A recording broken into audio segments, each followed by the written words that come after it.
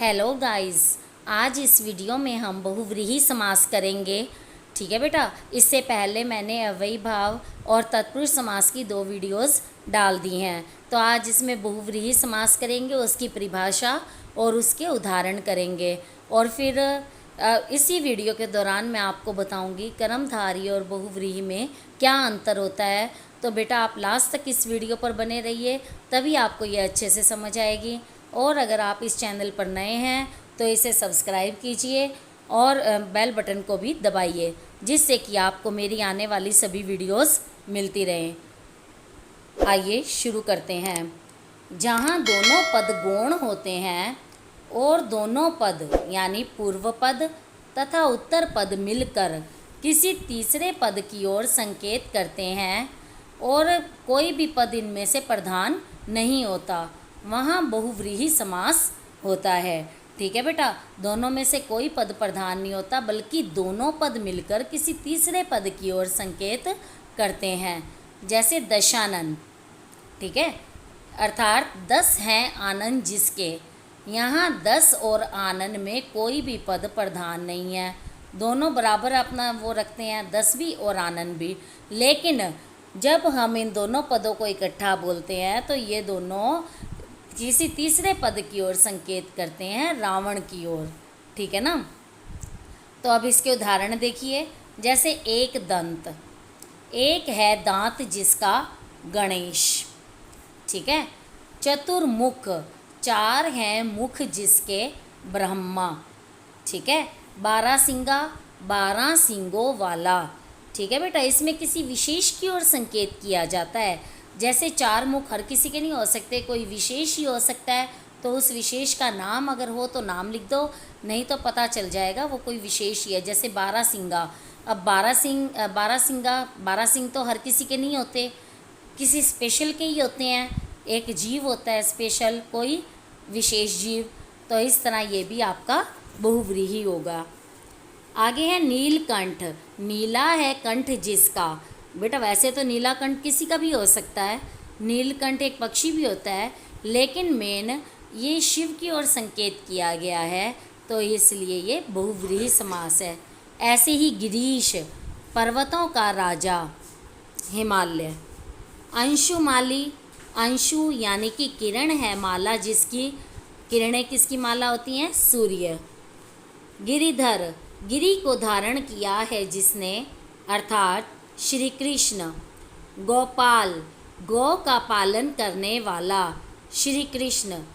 बेटा देखो वैसे गोपाल कोई भी हो सकता है, लेकिन ये कृष्ण के लिए हो गया है कि विशेष ये किसकी ओर संकेत कर रहा है, कृष्ण की ओर। तो इसलिए गोपाल जो है वो कृष्ण के लिए रूढ़ हो गया ये नेम। उदार हृदय, उदार है हृदय जिसका। हर किसी का उदार हृदय तो नहीं होता, कोई विशेष इंसान ही होता है जिसका हृदय उदार होता है। तो ऐसे उन सभी विशेष इंसानों के लिए जिनका उदार हृदय होता है। तो इधर क्या हो गया, ये बहुव्रीहि। मक्खी चूस, मक्खी को भी चूसता है जो। हर कोई तो नहीं चूसता मक्खी को, एक स्पेशल कंजूसी के लिए ये किया गया है। सुलोचना, सुंदर है लोचन जिसके। ऐसी कोई विशेष ही होगी तो सुंदर स्त्री। निशाचर, रात में विचरण करने वाला, कोई भी हो सकता है, लेकिन ये विशेष तौर पे राक्षस की ओर संकेत करता है। आगे है विषधर, विष को धारण करने वाला। विष को धारण करने वाला यानी कि किसी थर्ड पर्सन की ओर संकेत कर दिया। कौन धारण करता है, सर्प। पंकज, पंख यानी कि कीचड़ में जो पैदा होता है। कीचड़ में तो बहुत सी चीज़ें पैदा होती हैं, लेकिन मेन ये कमल की ओर संकेत किया गया है। प्रधानमंत्री, मंत्रियों में प्रधान है जो, प्रधानमंत्री। ठीक है ना।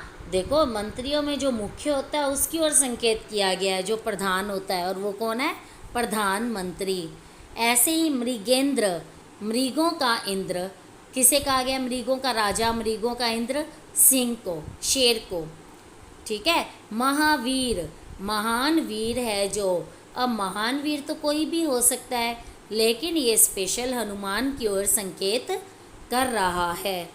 त्रिलोचन, तीन है लोचन जिसके, तो देखो ना तो त्री इसके अंदर मेन है ना लोचन, तो शिव की ओर। लेकिन बेटा ये ऐसे द्विगु भी होते हैं इस टाइप के, जैसे त्रिलोचन।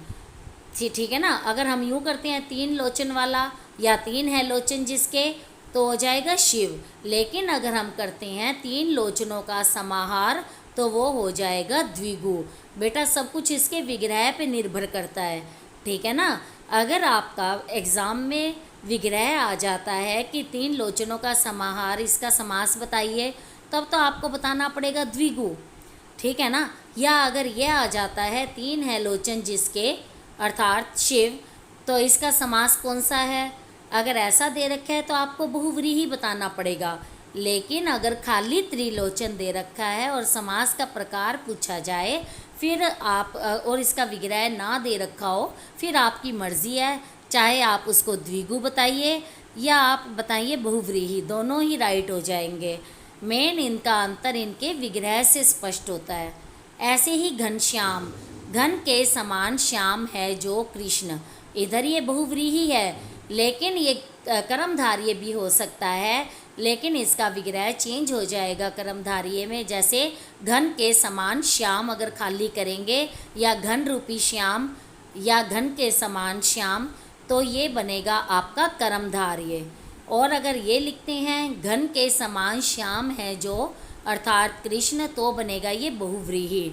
लेकिन अगर आपसे पूछा जाए खाली घनश्याम, फिर आपकी मर्ज़ी है, चाहे आप इसको द्विगु लगाइए या चाहे आप लगाइए इसको बहुव्रीहि।